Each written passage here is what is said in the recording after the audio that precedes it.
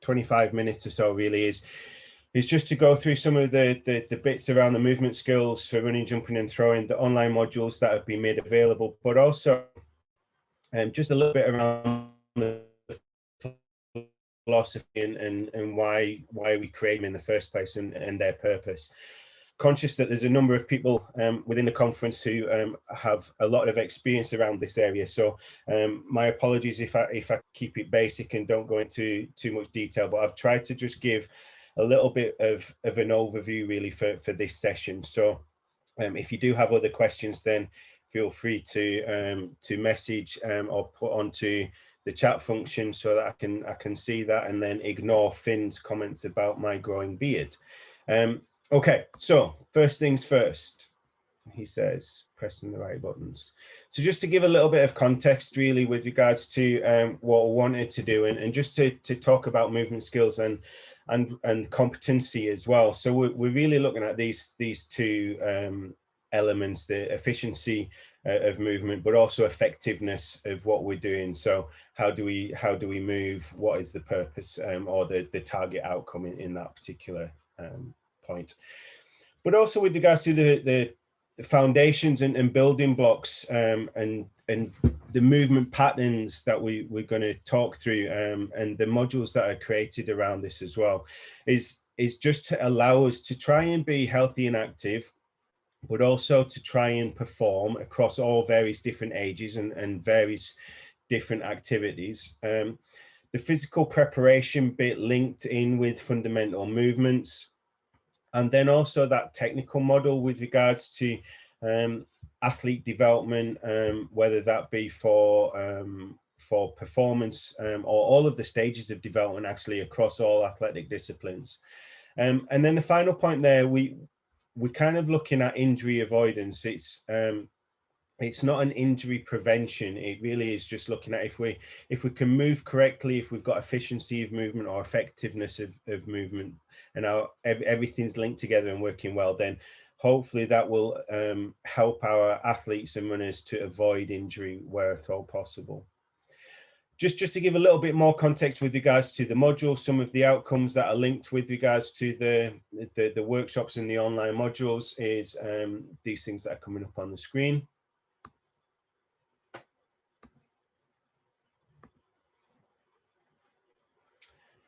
And what I wanted to pick out here was some of the things that we will do as coaches is that we need to understand what we're looking at. So that's what we're seeing, but we also need to understand what the athlete is feeling as well. So that's a really key aspect with regards to the understanding of concepts of athlete engagement and involvement within this process. And then some other bits with regards to how we move, understanding of how we move, but also then around kind of a little bit around stability and control. We need to understand how we manage that, and then also about what balance really is, and looking at those concepts. So that's what the first movement skills part 1 module will look at, and then movement skills part 2 looks at an extension of that and goes into a lot more detail with regards to kind of athlete assessment, as well as progressions of some of the activities that we'll introduce at module 1. So again, there's a nice progression between the two parts, as obviously you would hope. The next bit I just want to talk through though is a little bit with regards to the importance of posture. And every time that I put this screen up and I have a look at this, I suddenly realize that I'm slouched as I am, and I suddenly need to think about sitting up straight.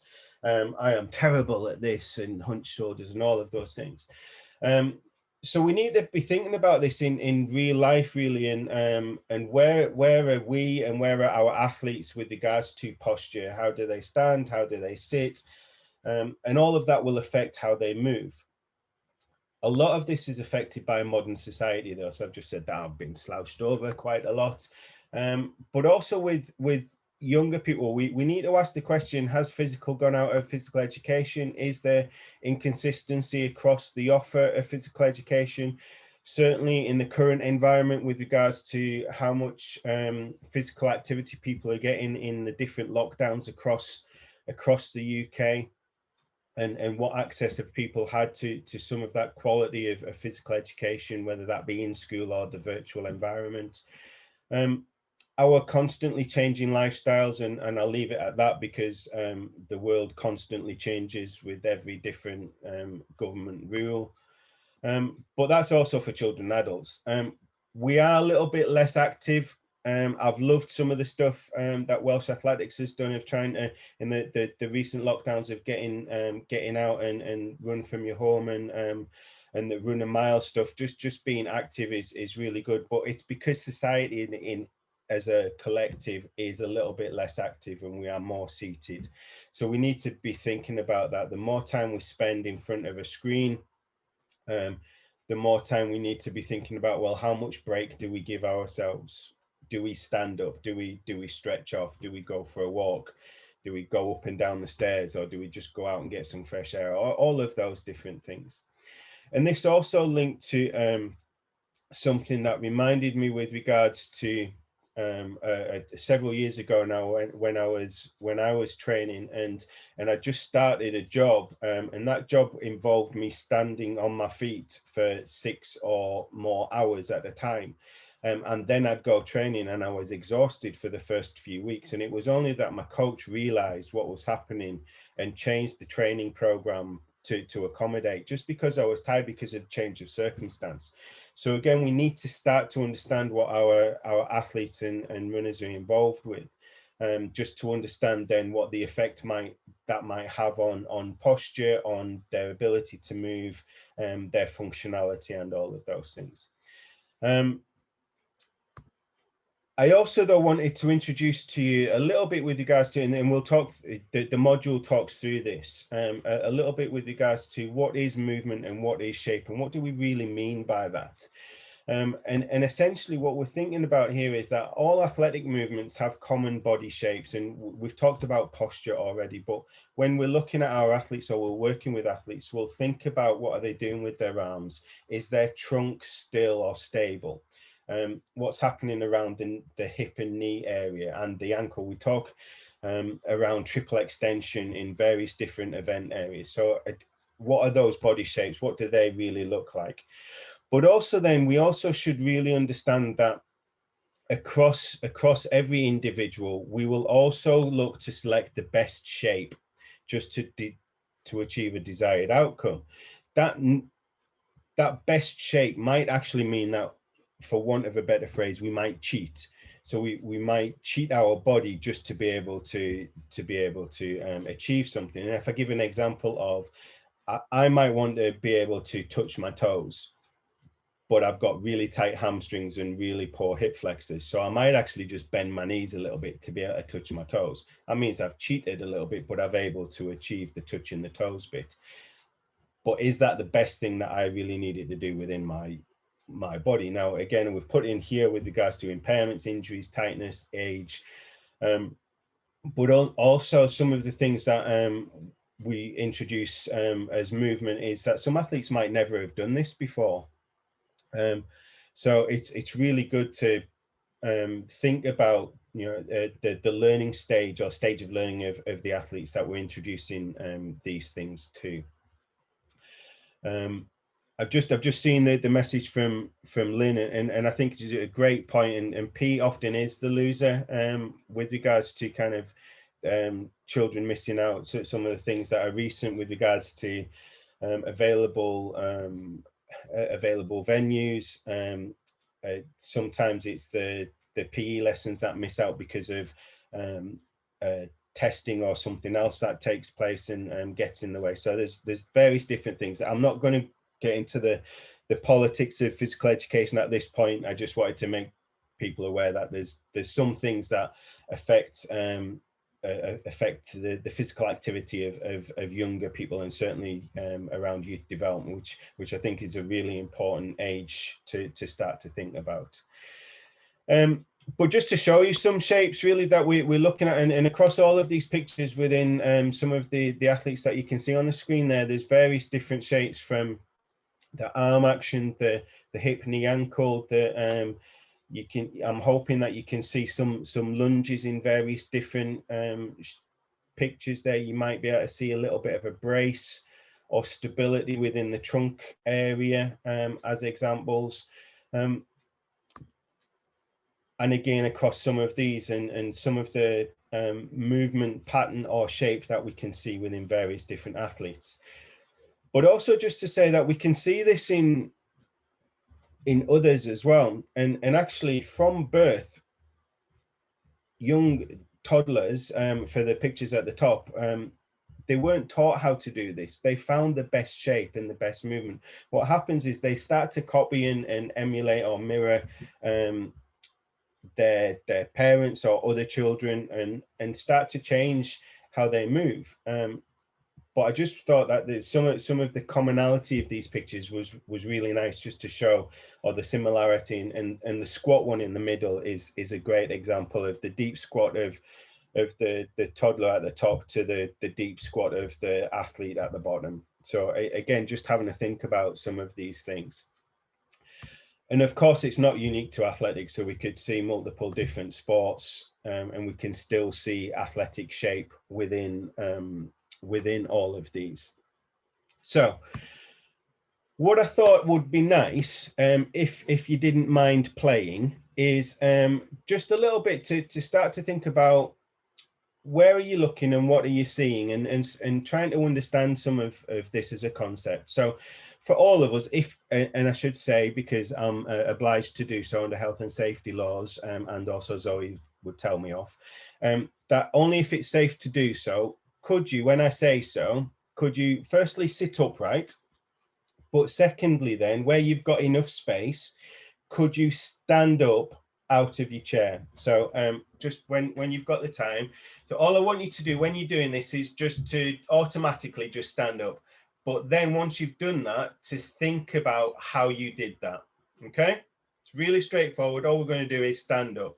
Nothing too complex. Are we ready? Anybody I can see, just nod that you're ready. Quick wave. That'll do. Marvelous. Okay, off we go. So let's just stand up. Awesome. What I loved there, and the people that I can see on the screen, was that there was a number of different ways to stand up. Really quickly, if you could just put into the chat function for me, what moved first? Was it you pushed down into the ground to stand up? Did you push on a desk or on the chair? Did you lean forwards first? What was the first movement that you can recall to allow you to stand up? Just give you a couple of minutes just to put in the chat function.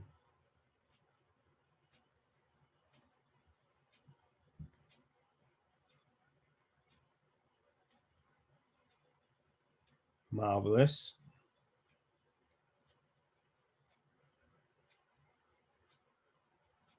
So quite a lot of leaning forwards and or pushing down into the ground first. Excellent. All right. So as coaches, we kind of, I could see some of that, but I couldn't quite tell, obviously, because it's a screen. But I also needed to ask you what you did. So it's, I think we'll forgive you, Lynn. It's all right. Everybody was different, whether you lean forward a little bit or you lean forward a lot. The question should be asked, why you lean forward? What was its purpose? Was that to allow a little bit more space? Was that to allow a bit of momentum?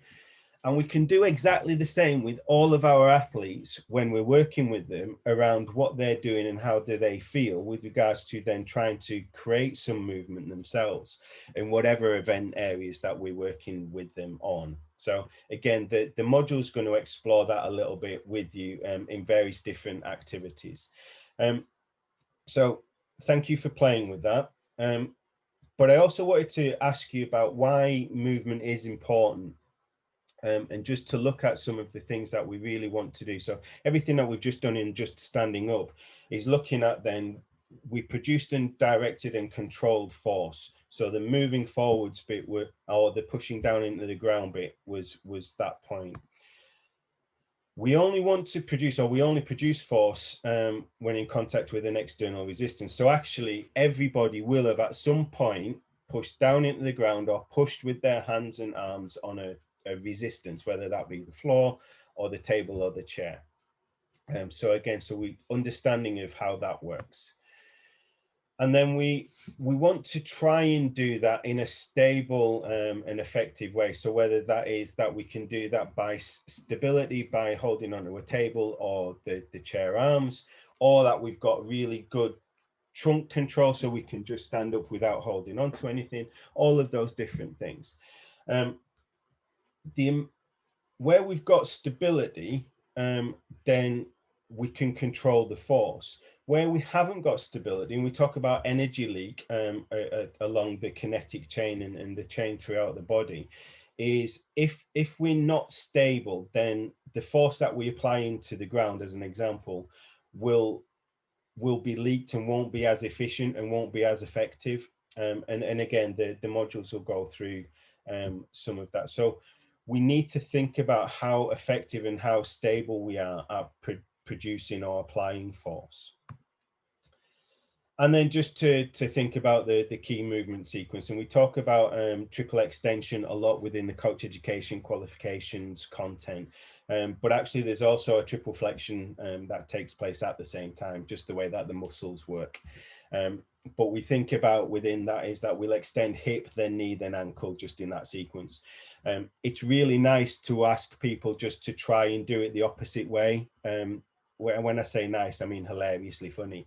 So if you feel like you want to do that with people, then please do ask them to extend from the ankle first, because it's impossible to do.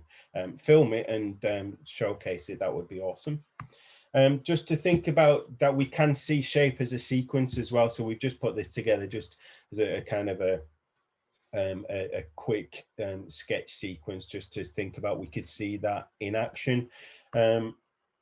But we also then wanted to think about, so where do we see this in practice? What are the most common shapes, and where do we select them, and how do we put that into practice? So if we think about running, for example, do we see a shallow single leg squat every time we take a stride? Do we see a bit of a lunge every time we take a bit of a stride? Does our heels come up so that we've then got a bit of an A shape within that stance?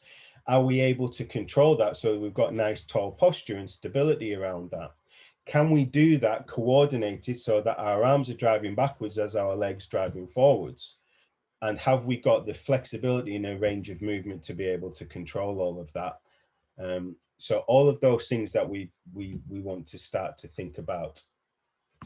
And also then the fundamental pattern that we have from birth that we've talked about, and just thinking about how children and how toddlers and babies and toddlers into children and then beyond develop that, and how we control our movements, or how we actually evolve those movements as well.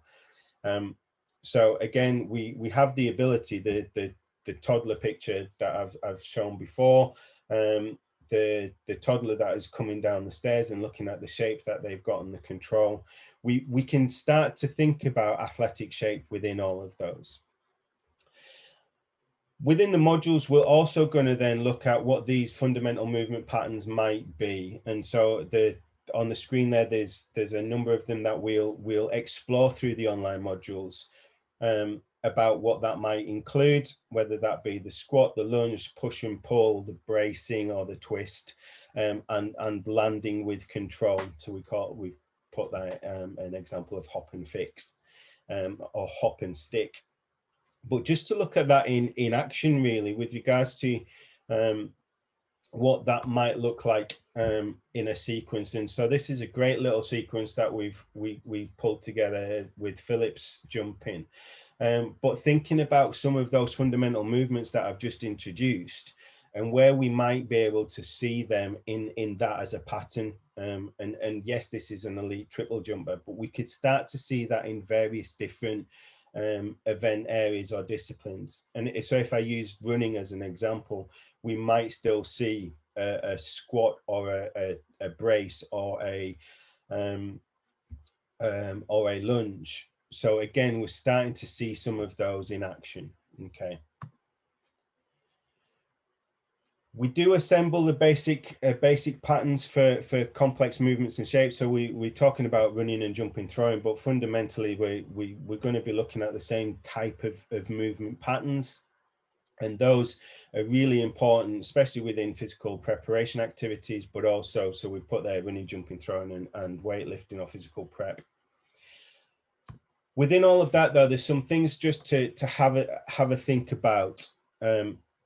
And really what I wanted us to explore was that, can we discover running as a child? So how do we progress from walking or falling over to then how do we get to be able to run, and how do we get to be able to run with stability, and then how do we get to run fast, and how do we get to run and change direction?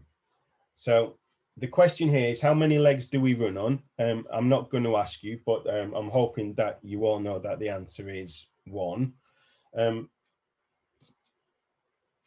We do take a series of steps or mini squats or shallow squats. So every time that we're running, it's a single leg contact onto the ground. So we really do need to be able to have some form of stability and control, just to be able to put force into the ground effectively, to be able to move forwards.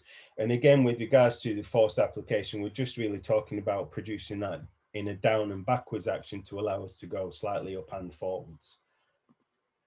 And then where can we see this, or how can we do it, and where can we see this is the final bit I just wanted to explore with us, because this is where we can apply this into our own coaching environments and with our own athletes in groups. So we can do a series of jumps, whether they be squat, single or double leg, and whether they then be the progressions beyond that. What I should say at this point as well is that all of the things that I'm going to show, we would probably do the basics first. And I'm sure that you've heard the phrase before of earn the right to progress. We wouldn't want to do complex skills unless we've mastered the early phrases, the early progressions or the early developments, the fundamentals first. So that's where we do a squat, and then we might do a double leg and then a single leg with control. We might then introduce a jump beyond that, so a squat jump. We've got different activities with throws. So again, push, pull, sling, heave, but all of these are brilliant for trunk stability and bracing. So it's not just about then doing throws because we want to do throws events. These activities will be absolutely perfect for any other event that will help us to develop full body movement control. And then a number of running activities and drills. We will talk about posture and the helium balloon effect. So if I said to you, do the helium balloon out of the top of your head, and automatically I would hope that you all suddenly started rising out of your seats. There's a number of drills that the modules will include as well. So there's examples just of them there.